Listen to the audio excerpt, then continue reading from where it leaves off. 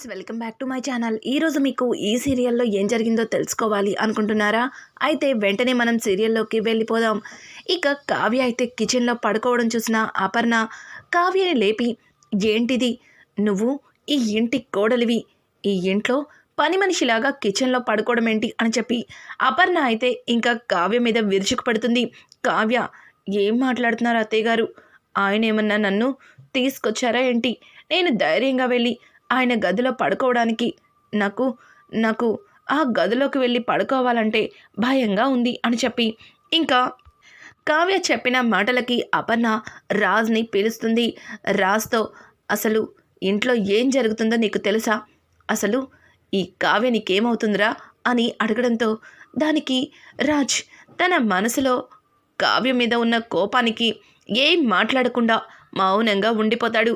మాట్లాడరా, తను ఈ ఇంటికి ఏమవుతుంది, నీకేమవుతుంది అని అంటుంటే, అది మమ్మీ, నీకు తెలుసు కదా, నన్నెందుకు అడుగుతున్నావు అని చెప్పి రాజ్ అయితే ఇక అపర్ణని అడుగుతాడు. చూడు, ఈరోజు నుంచి కావ్య నీ గదిలోనే పడుకుంటుంది. అయినా తనిక్కడ ఉంటే నువ్వు గదిలో ఎలారా ప్రశాంతంగా పడుకుంటున్నావు అని అంటుంటే, మమ్మీ, ఈ కళావతి వస్తేనే నాకు గదిలో నిద్ర పట్టదు అని చెప్పి రాజ్ అయితే ఇంకా కావ్యని కోపంగా చూస్తూ అపర్ణతో చెప్తుంటాడు. అపర్ణ కావ్యని తీసుకొని నీ గదిలోకి వెళ్తావా లేదా అని గట్టిగా గదమాయించడంతో ఇంకా రాజ్, రా, ఇంకా అలాగే దిష్టి బొమ్మలా చూస్తావేంటి అని చెప్పి రాజ్ అయితే కావ్య చెయ్యి పట్టుకుని అక్కడ ఉన్న దిండు దుప్పటి తీసుకుని తన గదిలోకి తీసుకెళ్తుంటాడు. ఇదంతా చూస్తున్న రుద్రాణి ఇప్పుడు కావ్యని రాజ్ గదిలోకి తీసుకెళ్లాడు. ఇక రేపో మాపో ఈ ఇంటికి వారసుడు కూడా వస్తాడు. తరువాత ఈ ఇంట్లో నాకు చిల్లి గవ్వ కూడా దక్కదు. అసలు ఇంతకీ ఈ మొద్దుబారిన ధాన్యలక్ష్మి ఎక్కడ ఉందో ఏంటో అని చెప్పి ఇంకా రుద్రాణి అయితే ధాన్యలక్ష్మి కోసం తన గదిలోకి వెళ్తుంది.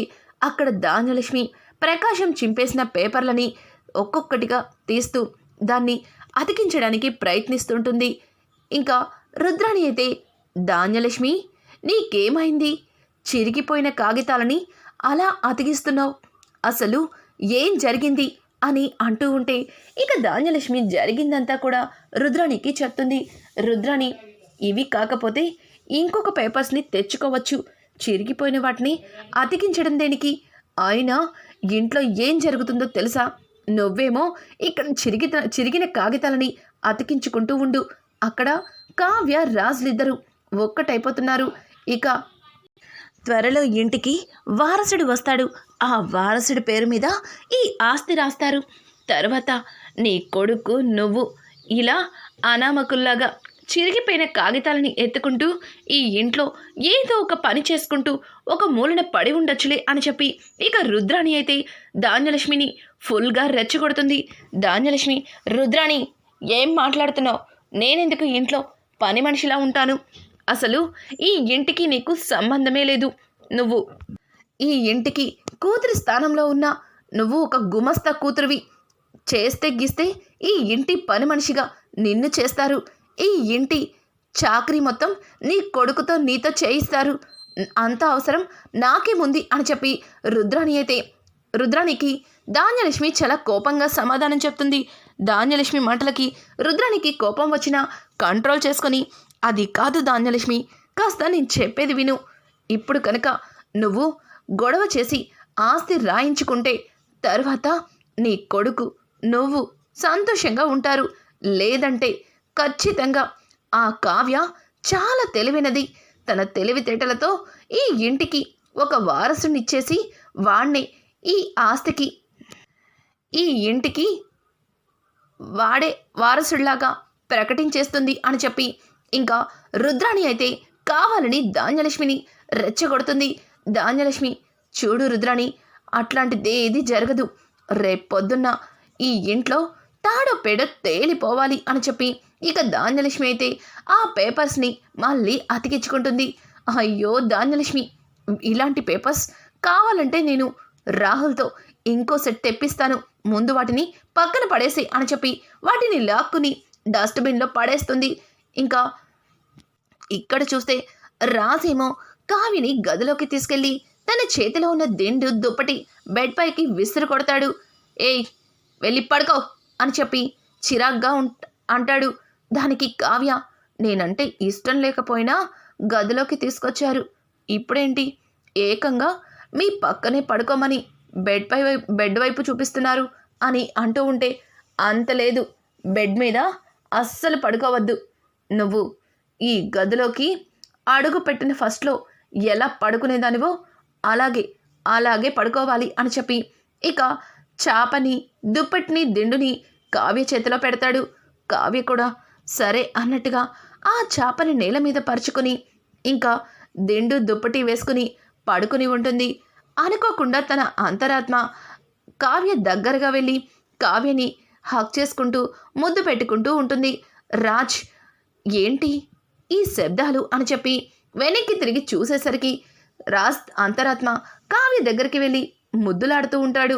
ఒక్కసారిగా రాజ్కి విపరీతమైన కోపం వస్తుంది.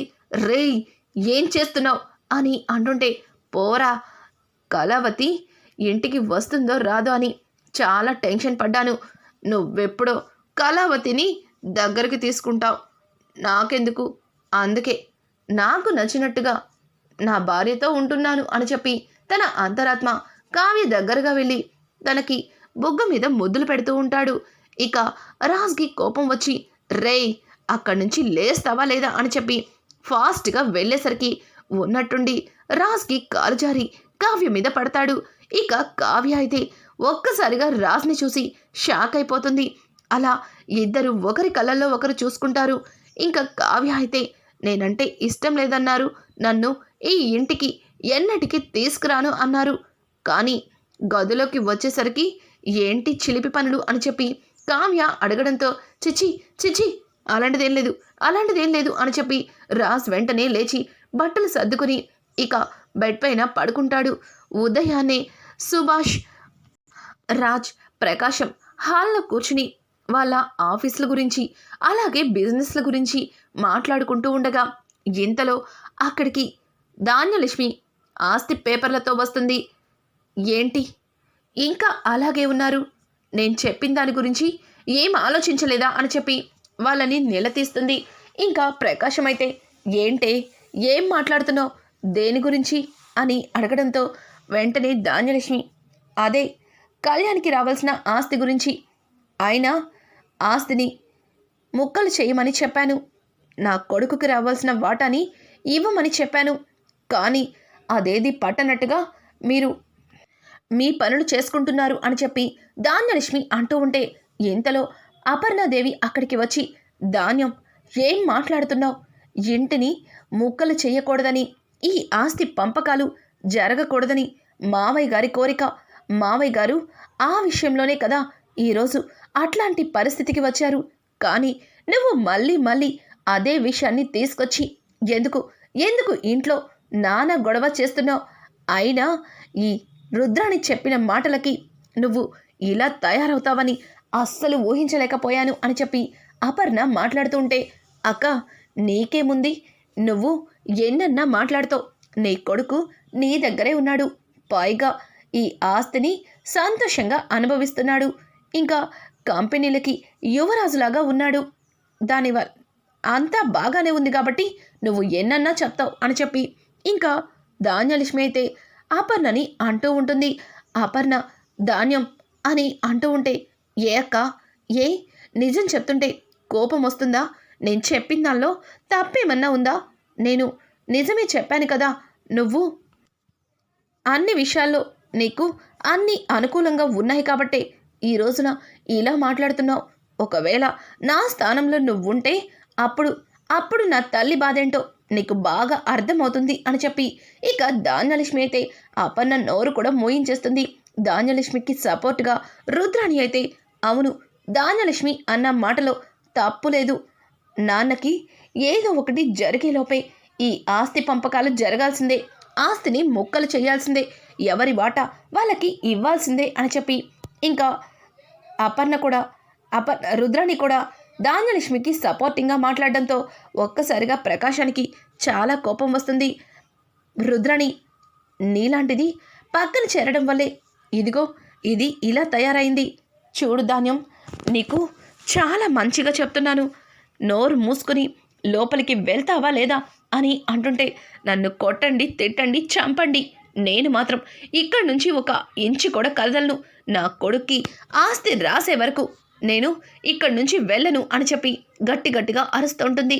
ఇక రాసైతే, పిన్ని, ఏంటి పిన్ని, తాతయ్య ఆ పరిస్థితుల్లో హాస్పిటల్లో పడి ఉంటే నువ్వు ఇప్పుడు ఆస్తుల కోసం, అంతస్తుల కోసం గొడవ చేయడం ఏమాత్రం కూడా బాగాలేదు.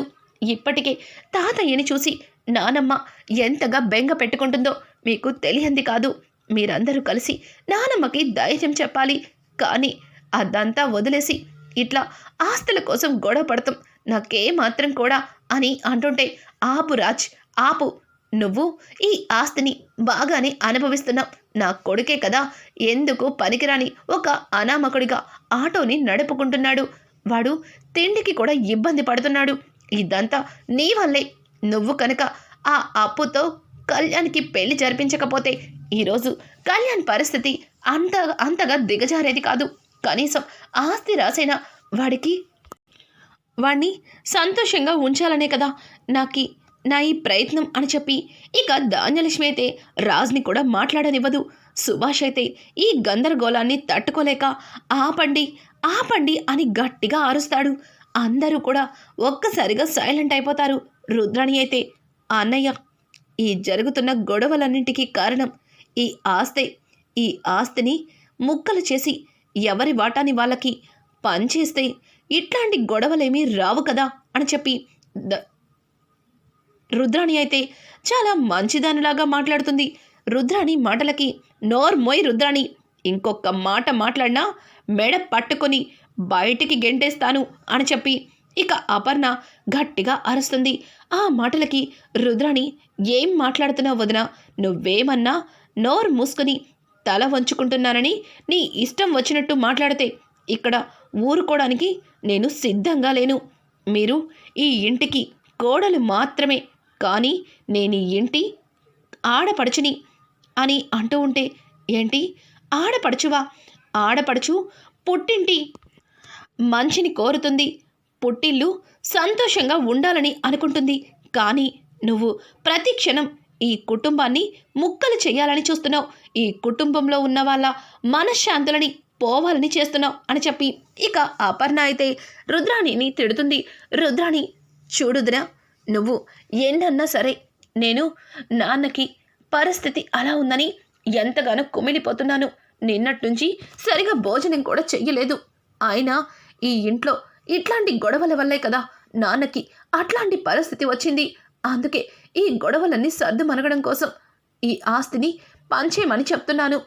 నేనేదో నా స్వార్థం కోసం ఆలోచించినట్టు మాట్లాడుతున్నావు వదిన అని చెప్పి ఇక రుద్రాణి అయితే తెగ నటించేస్తుంది.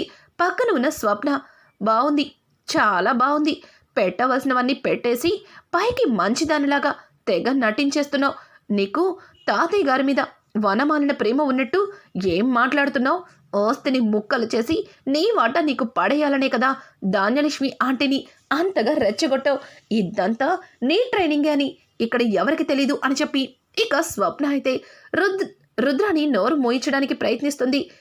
పక్కన ఉన్న సుభాష్, ఆగమ్మ స్వప్న, నేను మాట్లాడతాను. ఇంట్లో మా నాన్న అక్కడ చావు బ్రతుకుల మధ్యలో కొట్టుమిట్టాడుతుంటే నా తల్లి గుండె పగిలేలా ఏడుస్తుంది. అట్లాంటి తల్లికి ఓదార్పుగా తనకి ధైర్యాన్ని ఇవ్వకుండా ఇట్లా ఆస్తుల కోసం కొట్లాడుకుంటున్నారు. మీలాంటి వాళ్ళని చూస్తుంటే నాకు అసహ్యం వేస్తుంది. ఇదంతా ఈ ఆస్తి కోసమే కదా. ఈ ఆస్తిని ముక్కలు చేసి ఎవరి వాటా వాళ్ళకి ఇచ్చేస్తే అప్పుడైనా ఇట్లాంటి గొడవలు ఆపేసి ఎవరికి వాళ్ళు సంతోషంగా ఉంటారేమో. సరేనమ్మా ధాన్యలక్ష్మి, నువ్వు చెప్పినట్టుగానే ఆస్తిని ముక్కలు చేస్తాను, నీ వాటాని నీకు ఇచ్చేస్తాను.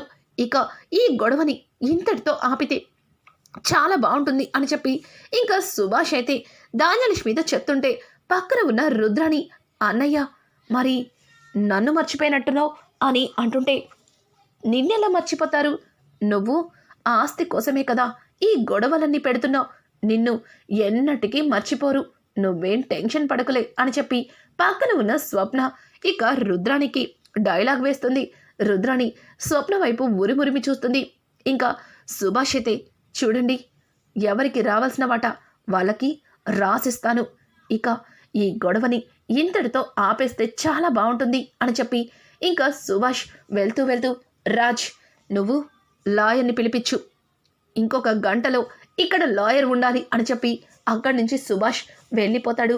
సుభాష్ అలా వెళ్తుంటే కావ్య అయితే మావయ్య గారు ఆగండి అని చెప్పి సుభాష్ని ఆపి, ఏంటి మావయ్య గారు మీరైనా ఇలా మాట్లాడుతుంది, ఈ ఇల్లు ఉమ్మడిగా ఉండాలి, ఈ ఆస్తి ఉమ్మడి ఆస్తి, ఈ ఇంట్లో అందరూ సంతోషంగా ఉండడం కోసమే కదా తాతయ్య గారు ఈ ఆస్తిని ఉమ్మడిగా ఉంచింది, కానీ మీరీరోజు ఆ ఆస్తిని ముక్కలు చేస్తా అంటున్నారు, ఈ కుటుంబాన్ని ముక్కలు చేస్తాను అంటున్నారు, ఒక్కసారి ఆలోచించండి అని చెప్పి కావ్య మాట్లాడుతుంటే కావ్య మాటలకి సుభాష్, చూడమ్మా కావ్య, నువ్వు ఎందుకు ఇలా బాధపడుతున్నావో అర్థం చేసుకోగలను, కానీ ఇప్పుడు నేను తీసుకున్న నిర్ణయమే కరెక్ట్ అని నీకు కూడా అర్థమవుతుంది.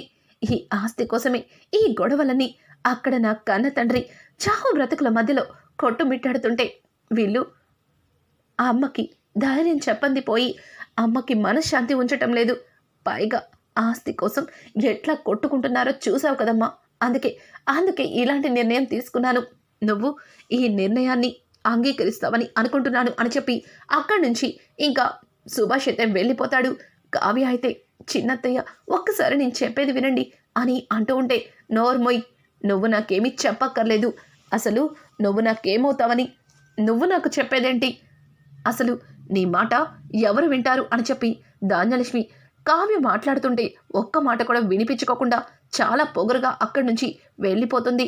అత్తయ్య గారు ఏంటిదంతా అని చెప్పి అపర్ణతో మాట్లాడుతూ ఉంటే, అపర్ణ చూడు కావ్య, ఎలా జరిగేది అలాగే జరుగుతుంది, నిజంగానే ఈ ఆస్తి ముక్కలు చేయాలి, ఈ కుటుంబం చెల్లా చెదరవ్వాలని రాసి పెట్టుందేమో, అందుకే ఇట్లాంటి గొడవలు తలెత్తుతున్నాయేమో, నువ్వేం ఆలోచించకు, వెళ్ళు, లోపలికి వెళ్ళు అని చెప్పి ఇక అపర్ణ కావ్యని అక్కడి నుంచి పంపించేస్తుంది.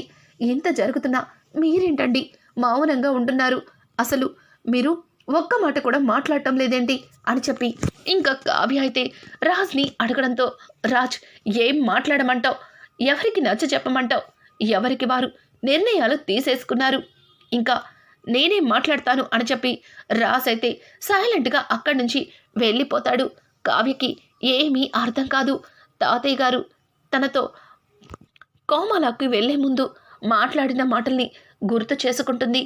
ఈ క్లిష్ట పరిస్థితుల్లో నా కుటుంబాన్ని నువ్వే జాగ్రత్తగా చూసుకోవాలి, ఈ కుటుంబం ముక్కలవ్వకూడదు అని చెప్పి కావ్యతో సీతారామయ్య అన్న మాటల్ని గుర్తు చేసుకొని ఒక్క క్షణం కావ్య ఏదో ఐడియా వచ్చినట్టుగా ఇక చాలా ధైర్యం తెచ్చుకున్నట్టు ఫేస్ పెట్టి అక్కడి నుంచి వెళ్ళిపోతుంది.